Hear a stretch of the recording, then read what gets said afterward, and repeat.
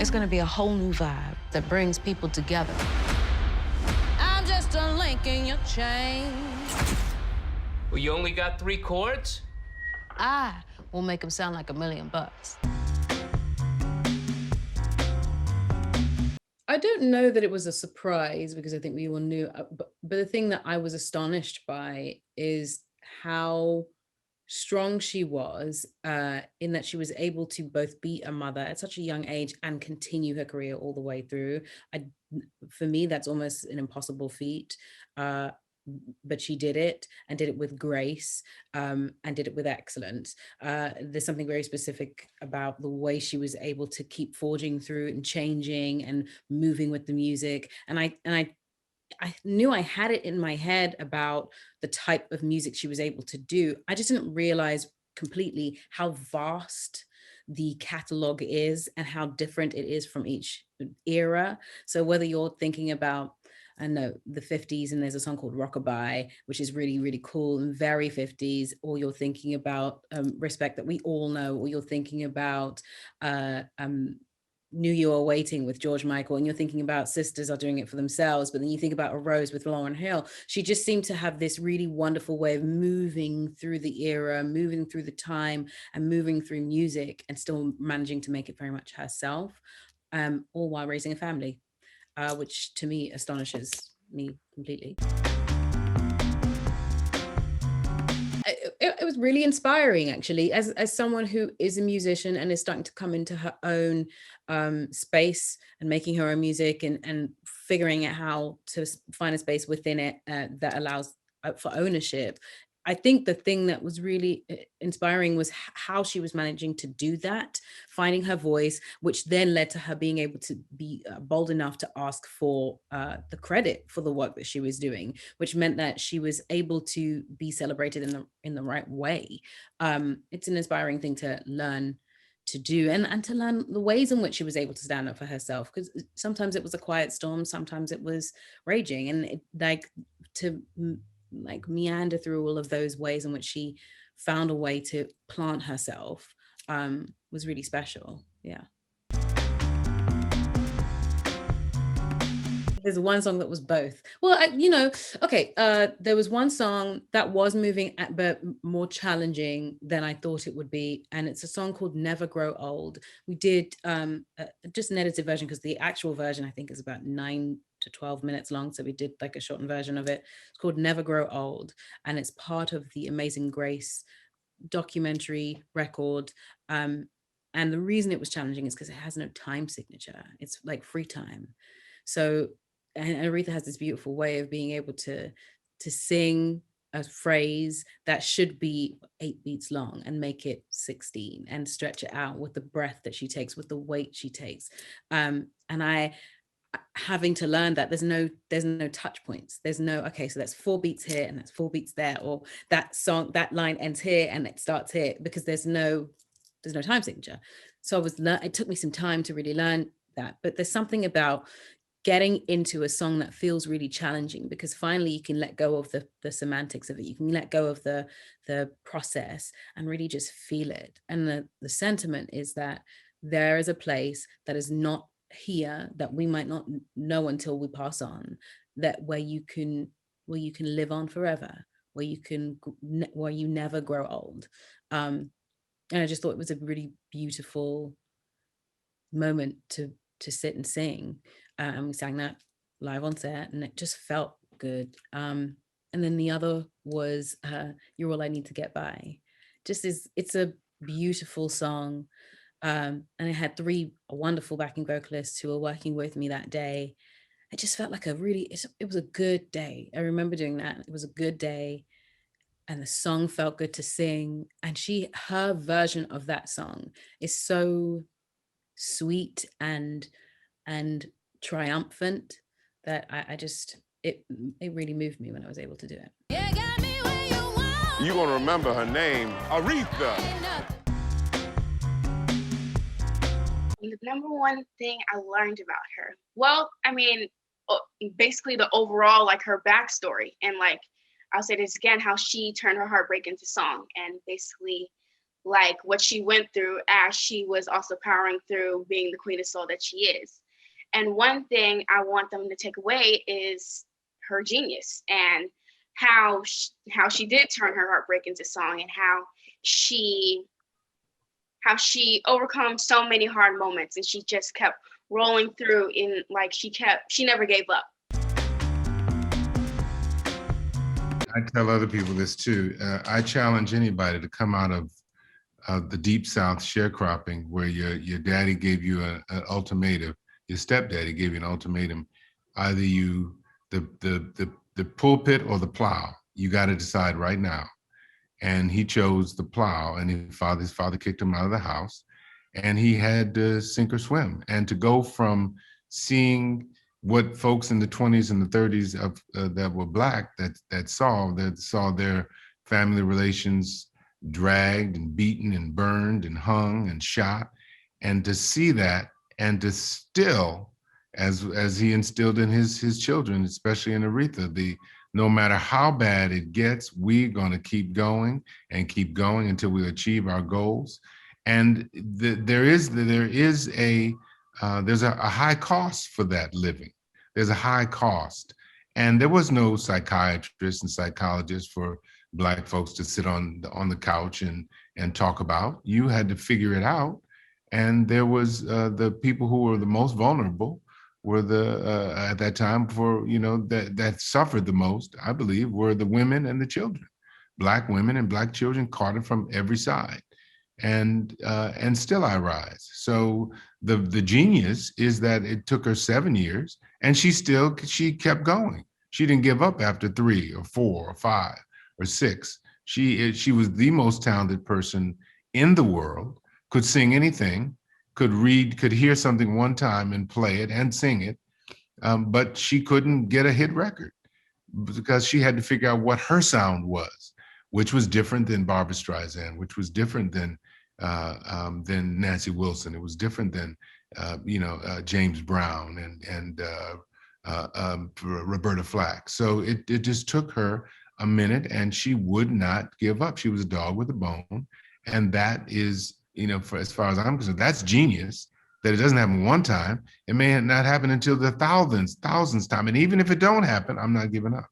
That to me is genius. There's a cost for that talent, and and the cost was her relationships with her father, her relationship with her husband, relationship with her children. Everybody had her relationship with her sisters. They went through it. Because she was so supremely gifted, but how she got there, that she was the favorite. Everybody knew that.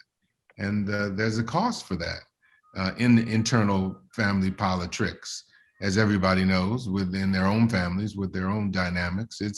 There's a cost to that. And they had to pay for that cost throughout their lives. Well, we didn't really hear much about little Aretha's life. Like the media doesn't see that. So like being able to see what she went through as a kid was a little different from what I studied and kind of looked at. Like I looked at her interviews, I listened to her songs and stuff, but that's way different because we didn't see her childhood on the screen. So I think I prepare myself based off of her older self, but also I tried to connect scenarios that I may have went through to her scenarios and what she went through. It's easier for a woman to be the helpmate of a king than it is for a man to be the helpmate of a queen. Don't let that queen thing go to your head. I'm gonna let that queen thing go wherever I wanted to.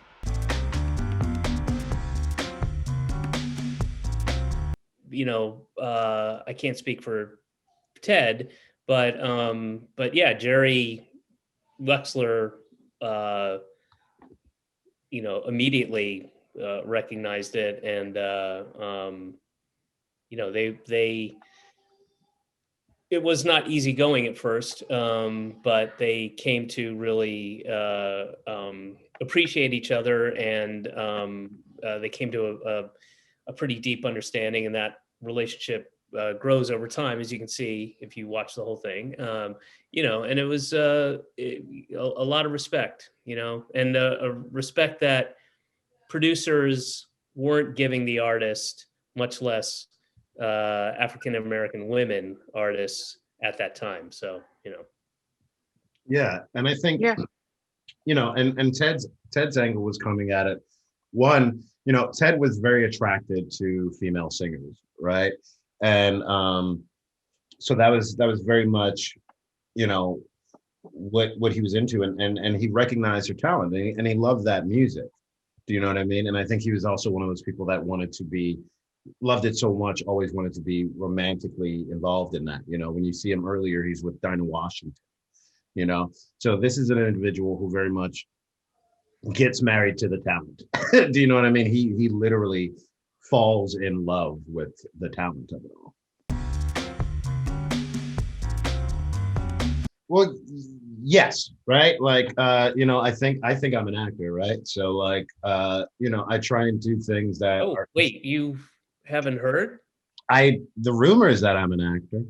Oh, dude, it's all over the internet. You need to go. Is it not? Don't go. Actually, don't go. Don't go on the internet. Okay. Don't. All right. Well, until I see the interview blogs and the Rotten Tomato score, I'm going to call myself an actor. And so I think this was me going in a different space. You know, same for David. And I don't really watch any of his work, but I assume this is different from what he usually does. And it was just an opportunity, you know what I mean? I think sometimes it's not You're even familiar with my work as the irritable bowel in the irritable bowel syndrome. Yeah, I remember. I think you and Antonio Banderas did a thing together for Tylenol, and yeah. So this was just it was a chance to stretch different muscles and to tell a different story. You know, I come from theater a lot, and so theater you get to do a lot more crazier things, and so I think this is like kind of an opportunity for the audience to see some things that I've done in my career, but probably not on this level and in this public stage.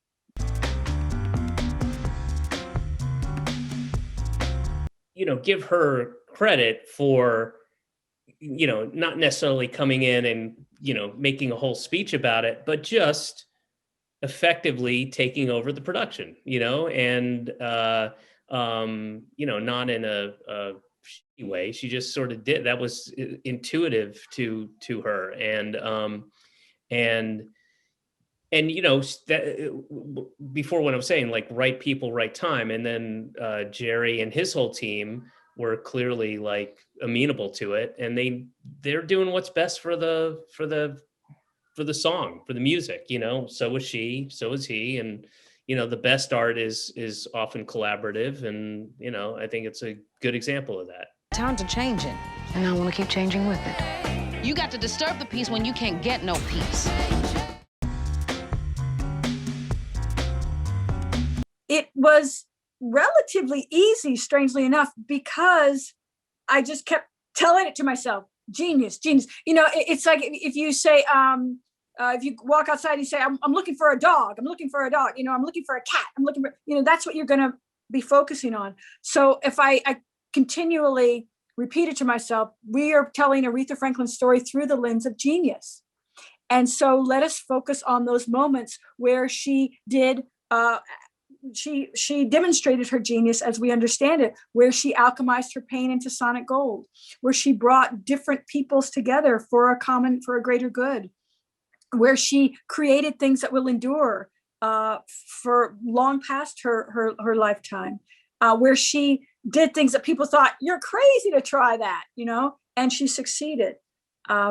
So I just continually focused on those moments. She has a wealth of them. What a life she lived. And when she was recording in a recording session, there was a pizza box on the piano and they moved it. And she's like, put it back because it changes the sound of the piano. Those kinds of things she did all the time. She was a musical genius. Yeah.